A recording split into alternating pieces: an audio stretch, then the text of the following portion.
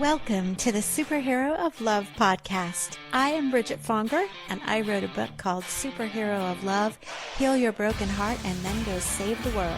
My book is all about helping people love and be loved more than ever. I believe we all have a superhero of love inside of us. Yes, even you, superhero. And in this podcast, I talk to people who are all about helping us all tap into that superhero. May this episode make a difference for your heart. Let's get this party started. Okay, we're sitting in the living room with a special guest. Is it just voice? It's just voice, yeah. Okay, you don't know the cameras? We have cameras all around the living room. Liar. Every single direction that you look, there's a camera. And in the Buddha? Yeah, in the Buddha behind me. In the Lakshmi over there. I'm sitting in my living room with Anthony Guthmiller, my dear friend who I've known for 1.5 million years because we are each 1 million years old. 5 lifetimes. 5 lifetimes. And I'm interviewing Anthony because he's my special friend and he That's came up wide open to interpretation. So Anthony and I are going to talk about a bunch of things, but one of the things that I love about Anthony, I love so many things about Anthony, but one of the things that I love about you most is how you seize life. Seizing life, you do it so artistically. You don't just like grab life by the horns. You grab life by the horn, the hoof, and the tummy, and maybe it grabs me. I don't know if I grab it. I think it just grabs me, and I just hang on for the ride. Oh my God, that's so cool. Okay, let's go back to how we met. So, we met at my house. Our mutual friend at the time, who we are no longer both friends with. Yep. Mutual friend That's brought true. you to my Book signing. My first book in 2001. The Lazy Woman's Guide to Everything. Right. Just about everything. Just not about. everything. Yeah. Oh, well. We were going to write about everything, and then we were like, you know what? We might We're miss too something. lazy. We're going to just do just about everything. So we might miss something. See? Right. So you came, and then I was working with AIDS Service Center at that time. Exactly. And you were negotiating getting a job there, which you got, Correct. which was so exciting. And we worked together on projects at AIDS Service Center. So let's talk about, and then AIDS Service Center closed a couple of years. How many years ago now? 5 years ago. And AIDS Service Center was this amazing place in Los Angeles. It was started out of the Episcopal Church that Ed Bacon, I've interviewed Ed Bacon for this podcast. All Saints Church. All Saints Church, in the basement of All Saints Church, and it grew into this amazing thing. And then, Correct. So yeah, you tell the story. No, it grew out of the need. It grew out of the need of the community in Pasadena, in that when the AIDS crisis hit, people didn't know where to turn as far as where do I get assistance? Where, if I have a friend, who do I? So the start of it literally was a phone jack that All Saints Church installed and put in a dedicated line with an answering machine in their basement, and the basement only fit 6 people. It was sort of like a root cellar, and that's literally where the start of AIDS Service Center started. And then it just grew from there, where then they started, they dedicated somebody to answer all the calls that came flooding in, and then they got their first grant, and then it just grew from there. And then 1987. And then there came a time where it wasn't needed anymore, right? The needs shifted. Mm-hmm.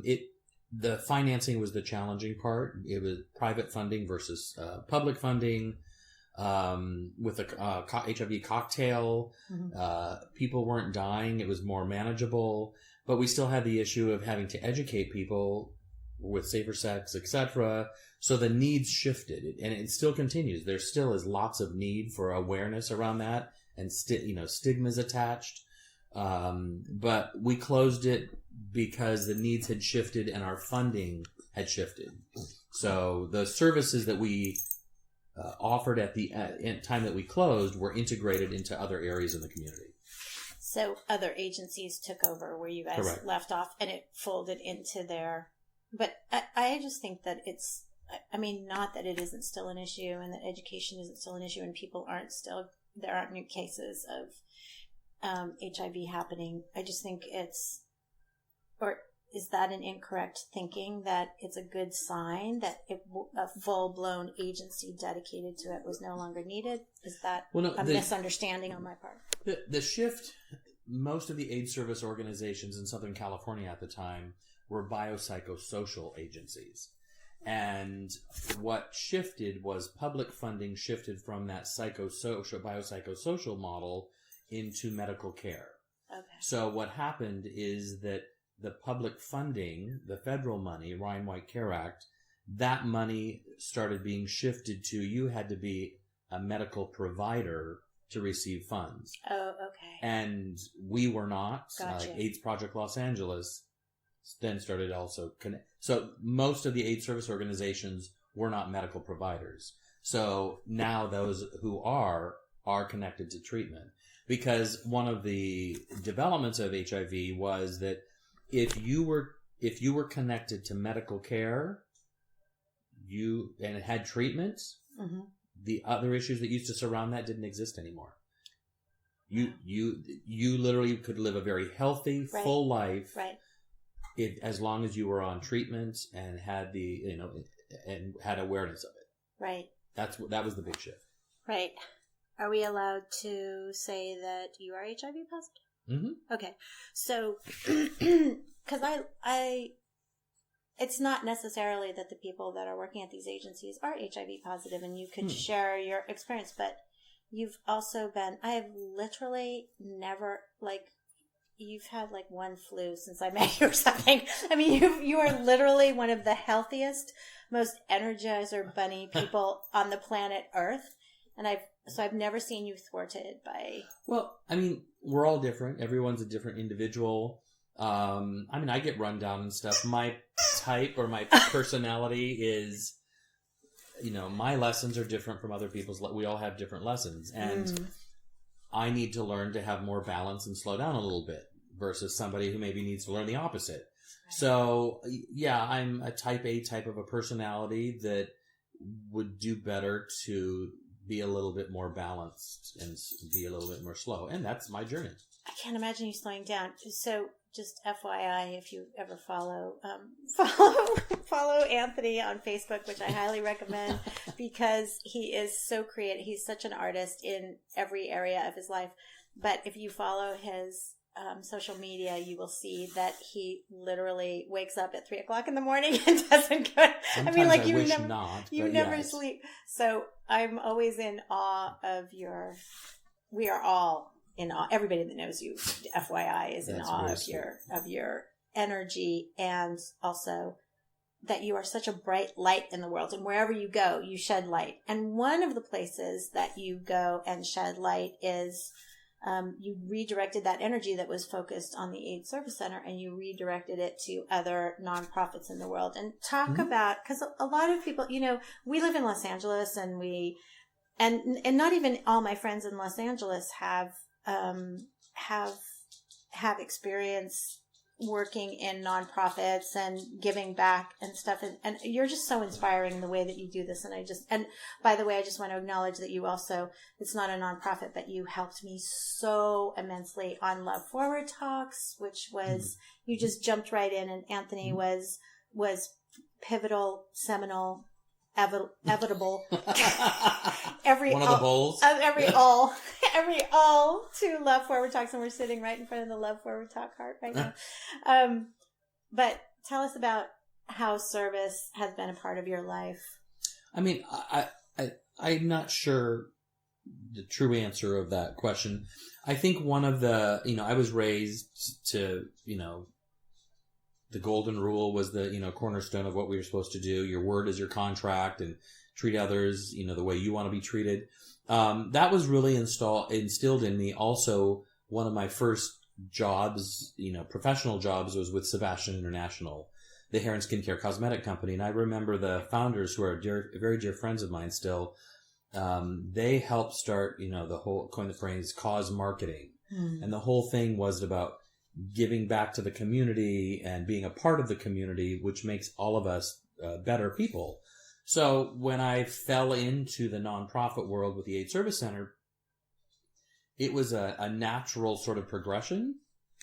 And I remember one of the reasons I was hired by the AIDS Service Center was the executive director at the time, Yvonne Benson, hired me because she wanted somebody who had business acumen.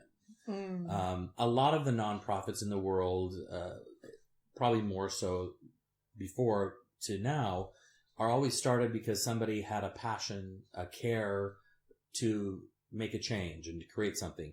They didn't necessarily do it because they had business acumen or experience or how to run a business or whatever. And I think that's the biggest thing that is missing in a lot of nonprofits, charity, 501c3, whatever, is that there's always a passion component and there's good intention, but that doesn't always relate to business practices. Right. And that's what a nonprofit, bottom line, is a business. And if you're not running the business well, it's not going to survive. Now, obviously, there are nuances and there are things that, impact a nonprofit versus a for-profit. But I think that's one of the ways that I've been able to give back is to help some of the nonprofits that I work with my experience, and not just in business, but in nonprofit, which is all the same thing. Mm-hmm. And that's basically how do we fund the programs that are offered by tapping into the resources of money, whether that's public or private. And it's like, that's the $100,000 question, right, that every nonprofit wants the answer to. Right. But you're really good at making money from nonprofits. So thank you for all that you do to support all the local nonprofits here. So there have been lots of clicky clacks, and that's Thule and Lucy are surrounding us and on top of us and or walking around clicky clacky on the wood floors. It's not me in my heels.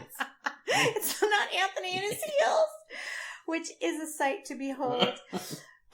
So one of the things that we were talking about earlier is aging with malleability. We're just about the same age. We're only 1 year difference in our age. And you are about to embark on a big life change, possibly, and something that came out of the blue, life change. And so wherever Anthony goes, wherever you go, I can't imagine you not being entrenched and entrenched in that community. Because you do. You just you are so giving and so vibrantly entrenched in life. We were talking when I told a couple friends that you were possibly moving, and they both said, but wait, he's a Pasadena fixture. How can Pasadena survive without him? And I can imagine that wherever you land and wherever you've been in the past, that's been the case as well. I mean, that's kind. It's very sweet of people to say that. I'm not a fixture. You don't turn a spout in my water if something comes out. But the point is that it's just who I am. And I think we're all striving to be the best we all can be. And wherever I am, I hope that I can make a difference. And it's like, whether that's in your art or your life or, your community, neighborhood, whatever that is. And, I'm lucky. I'm the biggest control freak there is. And that's one of my lessons, is how not to be, which is my ongoing struggle. And it's sort of like, I have been very blessed because none of the careers that I've had, and I'm old and I've had a lot of careers, is that none of those were planned. You're old because we're the same age, and I don't want you to say. Okay, well, my multiple lives have been. Oh, it's true. I shouldn't always say that but the point is that I have all of my amazing careers that I have had, and I've been very blessed to have those because of the people that I've been able to be introduced to and have been able to be surrounded with. None of those were planned. I just happened to be open to those opportunities that fell in my lap. And I think that's one of the underlying things that I hope that I can continue to be until this breath is out of this body, is to be open to whatever those opportunities are. Even if I don't have all the answers or know how to do it, it's like, I'll figure it out, or I wouldn't have been given the opportunity. And the experience and the journey is just as or more important than the destination. So, we all have the same destination. We're all going to end our lives, and whether that's in a box or in an urn or something. So how we get there and how we embrace that is more important than that destination. That's cool. So when you embark on something new, so you trip upon something like you have just tripped upon a life change, and does fear ever come up? And if fear comes up, Always. what do you give us some tips on what we can do in those moments? I have no idea what other people can do. I think for me, I try to be present. And if I can be, and that's always been a moniker or a motto that I try to live by, is that to be as present as possible. We're not guaranteed the future. We can't do anything about the past. So be in this moment. And when I am present, that's when I'm at most at peace. And so when fear creeps in, and it's normal. I mean, it's normal for me. If that creeps in, I just have to let it go. I think when I started learning how to meditate, one of the things, a great lesson that I learned, and I don't remember even from who, it was, the people used to say, "Oh, clear your mind," or whatever. I'm like, that is never going to happen. My mind is never going to be clear. And then when I was taught to just sit and imagine it at the banks of a river, and the thoughts are this river, it exists. I just don't have to be in the river. Right. So being present means that all the drama of life and everything else, I'm not saying it doesn't exist. It exists. I just don't have to attach myself to it. And when I attach myself to it, that's okay. I just remind myself, let go. And just don't keep holding on to it. And sometimes it's easier than not. Sometimes I am attaching myself to whatever drama's in my life, and I have to keep letting go of it. So it's just a constant reminder. That's so cool. I'm going to use that. I feel like I've heard that, of sitting on the bank and watching your thoughts in the river, but it didn't get inside me like it just did just now. That's so great. That one thought, whoever said it or whatever, I give you credit for it. It was the biggest change for me, because I always had this perception that it had to be gone, and I wasn't in the right place because I was constantly attaching to that. And then when it was real, it's like we've all heard the adage that when you're sick or sad or depressed or whatever, that's okay. Let yourself be there. Mm-hmm. Be in the moment. Literally let it come through you. And it's when we fight it and when we, resist that it sticks. Right. So just don't let it stick. Just be okay with it and then let it pass through you until the next part. Is this from TM? Because I know do you still practice TM? I do. I know you. Okay, you do. Okay. No, I think that was pre-TM for me. Okay. Yeah, TM's great and I love it and I do it every day, but that was prior to that.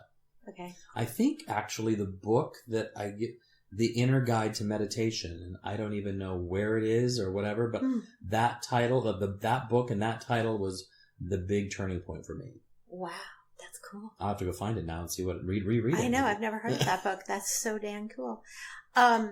Okay, other ways, we were talking about the benefits of being malleable, because there are people that I don't hang with as much anymore because I find that they're aging with harder edges, and I'm trying to have fewer hard edges, and when I notice that I've got a hard edge going on, like I was just, one of the exercises that I have in my book is to have a little box that you can put when you find yourself having an emotional state repeatedly or an emotional thought repeatedly. You just put these thoughts in a box. Mm-hmm.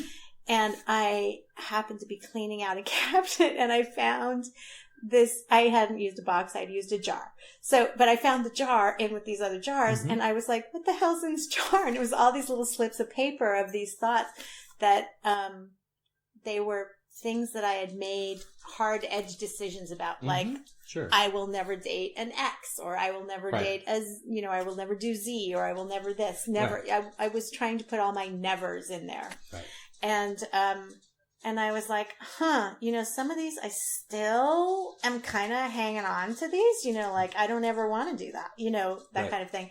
And so I've been contemplating this myself, because I just found that a couple days ago, like, we are developing some hard edges, and so tell me how because you seem to not have any hard edges as far as I'm concerned. Totally. I love peanut brittle, but other than that, it's not. Hard edges. I think with time comes a certain bit of wisdom, I guess, is that sounds old to me, but when I think about it, it's like I realize that the preciousness of life is more exaggerated. So I realize that I get to choose where I spend my time and who I spend my time with. And maybe in the past, when I was younger, I allowed people, to surround myself or have people in my life that I didn't, they were harder edge. And I always equate everything on this topic I think of it as an emotional bank account. And it's sort of like when I'm with somebody, are there deposits being made and withdrawals? And if you put a name, whoever in your life, and if that name is always being withdrawals, and pretty soon that account is past due, and you're extending credit, maybe you just have to close the account. Wow. And just say, I'm sorry, your account's overdrawn, and you no longer have creddet here. Oh my God, that's so right. It's, we joke about it, but I have had to do that recently. And that was something I was not comfortable with, because it was like I had to have a boundary and a sort of like, no, I deserve more than that. I'm not going to keep giving and depositing into your account when I get nothing in return for that. So that's up to each individual to determine what that account looks like. Right. And we get different things in different ways from different people. So it's very individual, but each person has that. So one of the exercises I remember many years ago, we were all tasked with a piece of paper that was all puzzle pieces. And there were maybe 5 pieces of the puzzle. And you had to put in each piece, and it was a small number, who you spent your time dealing with. It could be negative or positive, like, oh yeah, I spent 3.5 hours fighting this person because of work or whatever. And I realized when I reflected back on that piece of paper with the puzzles, there were some pieces that weren't positive. And I was like, why am I spending so much time of this limited, finite life with that? So that piece of the puzzle went left. So I think that's a good challenge for each of us. I know it is for me. Yeah. Is only surround myself with people that are vibrate at an energy that is good for me. Yeah, it was just it makes me think of the times where it's not been just black and white, though, right? Where it's like I often go, oh, but that person's going through a hard time right now, so I'm going to be giving a little bit more now. But then you just have to stay aware. Is this a pattern? But I think if you, even in situations like that, if you took the time to reflect upon, do 5 years, have you benefited from that friendship in 5 years or 10 years or whatever it is? I mean, we have to get, there's some give and take with everyone. Yeah. But it's sort of like, if it's constantly a give, and there isn't a return, then you need to reevaluate that. Right. just thought popped into my head was, what about family? I know you're really close to your family too. So that includes family. It does include family, right? Absolutely. Yeah. Everything's energy. Family, people, sofas, everything is energy. And there's a vibration and I didn't create that. Everyone knows that. Right. So it's like, Anthony invented energy. Don't I wish? Maybe I did in 13 lifetimes ago. But I think that's one of the things that I literally live my life that way, and I try to encourage that with other people, is that every single thing in our lives, physical or non-physical, is energy. Mm-hmm. So why would we put anything in our life that doesn't vibrate an energy that we want to be around? Mm. If something is ugly and doesn't make you smile and laugh and have joy, I don't care if it's a pillow, a sofa, a piece of furniture, or an art, get rid of it. Yeah. Literally bring something. Everything in your life should make you feel good and smile. Yeah, I had some things that were, I have a section in my book that talks about that, actually, like that I have to have everything that I see, and everything I see in this room makes me happy. Like, it's beautiful to me, and it makes me happy. And I don't care if it makes my guests unhappy. You know, like some people come into my house and they're like, wow, there's a lot of color. And I'm like, yeah, fuck you. I live here, not you. And that's the great thing. First of all, if they're returning, they're here because of you, and that's who you are. Right. So it's like that's what makes us all individual and unique. Right. What I was going to say is that the last lingering pieces that I had that weren't making me happy were things from my grandmothers, right? Like something that my grandmothers owned that I had, and it would make me think of my grandmother, but it would also at the same time make me think, I don't like that. It's ugly. So it was like You're like keeping I had it because to of obligation. Yes, exactly. And it's like, that's so just in things like that, is then create something out of it that makes you smile, maybe for that different purpose, right. Or give it away or get rid of it. No, somebody else will have a benefit from that. Yeah. So yeah, I mean, yeah, one of my grandmother's desk I gave to Mason, our mutual friend. And I was like, somebody can go love this. And I don't know if he's still loving it. He may have passed it on for somebody else to love, but that was my grandmother's desk that, like, right. For a minute, I was like, I should have this. And it was like, absolutely not. That is so not me. Right.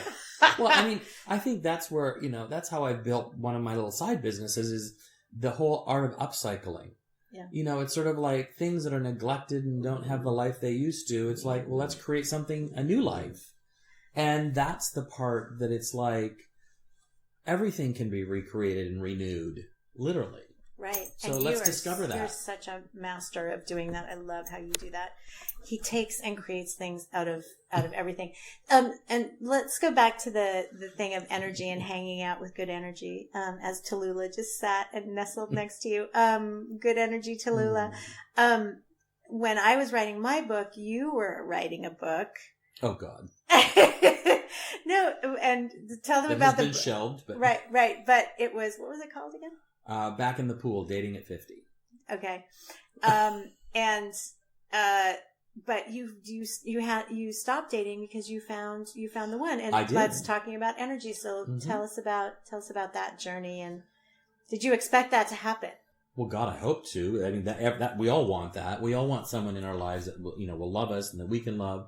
I think the shift for me was for all the single people out there, which we've all been, is that, people always say, oh, when are you going to find somebody, or when's the find? It's like, yeah, right. Let's get something original.